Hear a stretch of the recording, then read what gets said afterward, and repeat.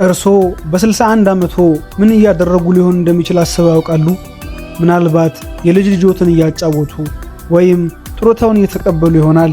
ዊሊያም ዊልስ የተባለው ሰው ግን ከ61 ዓመት አዛውንት የማይጠበቅ ዓለምን ያስደነገጠ ውሳኔ ነበር የወሰነው።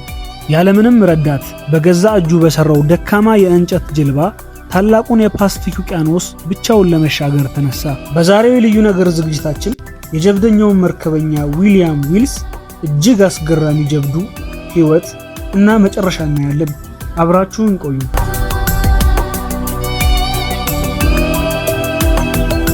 በጥልቁ ባህር ውቅያኖስ ላይ ማዕበሉን እየቀዘፈ ብቻውን የሚጓዝ አንድ ሽማግሌ አለ።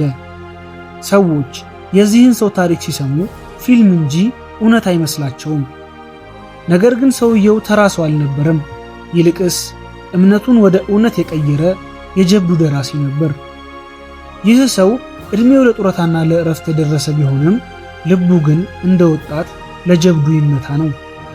ዊሊያም ዊልስ 1893 በጀርመን ተወለደ። ገና በልጅነቱ ነበር የባህር ፍቅር የያዘው። ነገር ግን ዓለም ዊሊያምስን የምታውቀው በወጣትነቱ ሳይሆን አብዛኛውን ሰው ቤት ተቀምጦ የልጅ ልጁን በሚያጫወትበት ዕድሜው በፈጸማቸው ተአምራዊ ጉዞዎች ነው። ዊልስ ተራ መርከበኛ አልነበረም። እሱ ተፈጥሮንና የሰውን ልጅ የመቋቋም አቅም መፈተን ይወድ ነበር። 1954 ዕድሜው 61 ዓመት ሲሆን ዓለምን ያስገረመ አንድ ውሳኔ ወሰነ። ሰቨን ሊትል ሲስተርስ የምትባል ትንሽዬ መርከብ ከእንጨት አዘጋጅቶ ከደቡብ አሜሪካ ፔሩ ተነስቶ ፓስፊክ ውቅያኖስን አቋርጦ ለመጓዝ ተነሳ። ዊሊያም በዚህ ጉዞ ላይ ብቻውን ነበር። አብሮት የነበሩት ሚኪ የምትባል አንድ ድመትና ባርባኒታ የምትባል አንድ በቀቀን ብቻ ነበሩ። ከ115 ቀናት በላይ በውቅያኖስ ላይ ቆየ። የውቅያኖሱ ወጀብ፣ ሞገድና ኃይለኛ ነፋስ እየተፈራረቁበት ጀልባው ልትሰምጥ ስትቃረብ እሱ ግን መቅዘፍ አላቆመም።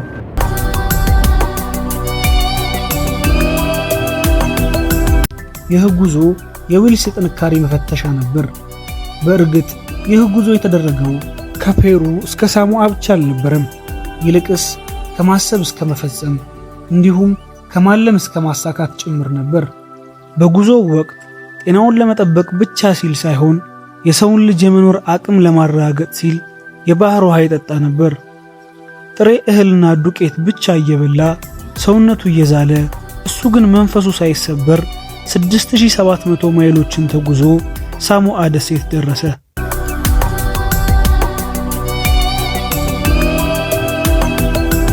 ይህ ጀብዱ በጊዜው የዓለም ጋዜጦች መነጋገሪያ ሆነ። ብዙዎች ይህ ሰው አሁን ይበቃዋል ብለው አስበው ነበር።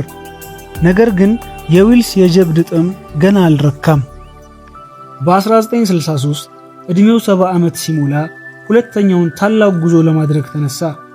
በዚህኛው ጉዞ ከፔሩ ተነስቶ እስከ አውስትራሊያ ድረስ ለመጓዝ አቀደ። ጉዞው ግን ቀላል አልነበረም። ባህር ላይ ያለ ከፍተኛ የጤና እክል አጋጠመው። በከፍተኛ የሆድ ህመም ምክንያት ክፉኛ ቢሰቃይም ጉዞውን ግን አላቋረጠም።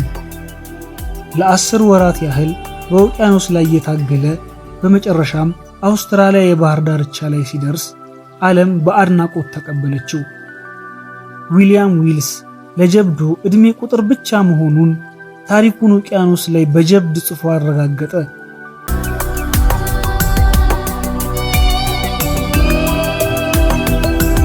የዊሊያም ዊልስ ፍቅርና ፍጻሜውም ከውቅያኖስ ጋር የተያያዘ ነበር። በ1968 ዕድሜው 75 ዓመት ሲሆን ለሶስተኛ ጊዜ የአትላንቲክ ውቅያኖስን ለብቻው ለማቋረጥ ተነሳ። ባለቤቱ አሁን ዕድሜህ ስለገፋ አትሂድ ብላ ብትለምነውም እሱ ግን ውቅያኖስ ላይ ካልሞትክ የት እሞታለሁ የሚል ምላሽ ሰጣት። ከጥቂት ሳምንታት በኋላ የዊሊያምስ ጀልባ ውቅያኖስ ላይ ብቻዋን ተንሳፋ ተገኘች።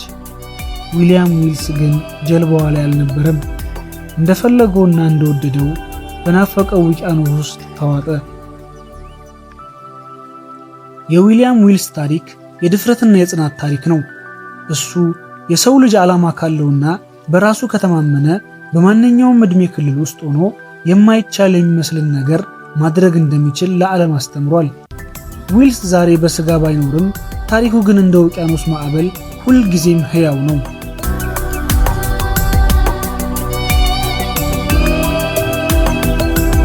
የዊሊያም ዊልስን ታሪክ ተመለከትን። በዚህ ሰው ታሪክ ምን ተሰማችሁ? ኮሜንት መስጫው ላይ አጋሩን። ለተጨማሪ መሰል አስገራሚ ታሪኮች ቻናላችንን ሰብስክራይብ ያድርጉ። በሚቀጥለው ቪዲዮ እስክንገናኝ ሰላም ቆዩ።